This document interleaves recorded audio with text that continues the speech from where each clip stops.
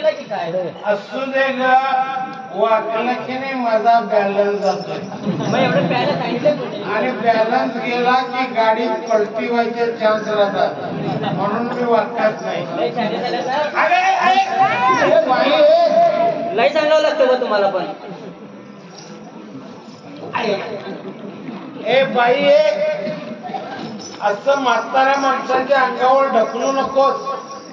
आमचा काय नेम नसतंय, आम्ही काय हातात गावाला ते धरून वळतोय.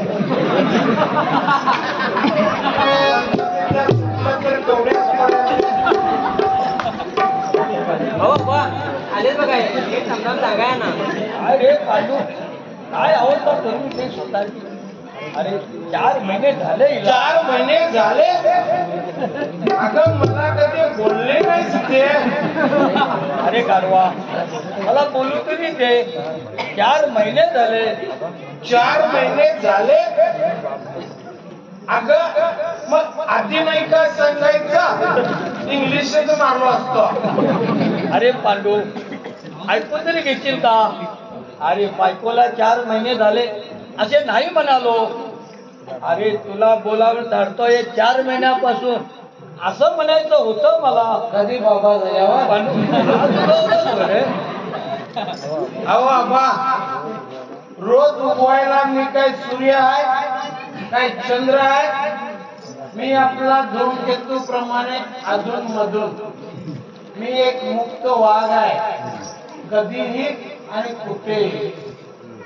हो बाबा, वाघावून आठवलं, परवा हा माणूस दारी कोण चक्क जंगलात झोपून आलाय आणि यांच्या जीवाचं काही बरोबर झालं तर काय करायचं हवं? काय रे पांडू, जग जंगलात गेलास आणि राहिला? अहो आबा, मुद्दाम कोण जातोय होय?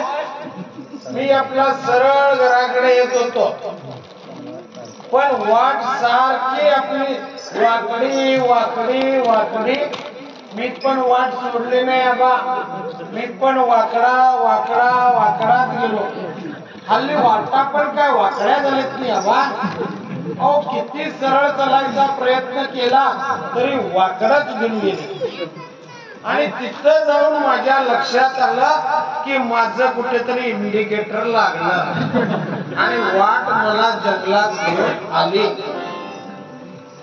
मग माझ्या लक्षात आलं की माझा कुठेतरी बॅलन्स गेला आणि रस्ता चुकला. अरे मग काय केलास? अहो मग काय, थेट वाघ माझ्या पुढ्यात. मी पण घाबरलो नाही आबा, हवाड मारलेलो. वाघाला म्हटलं, ए वाघ, माझ्याशी नीट वाघ. अरे मग घरी कसा आला? अहो मग काय, असं म्हटल्यावर त्याला राग आला आणि ते रागाने खर करायला लागला.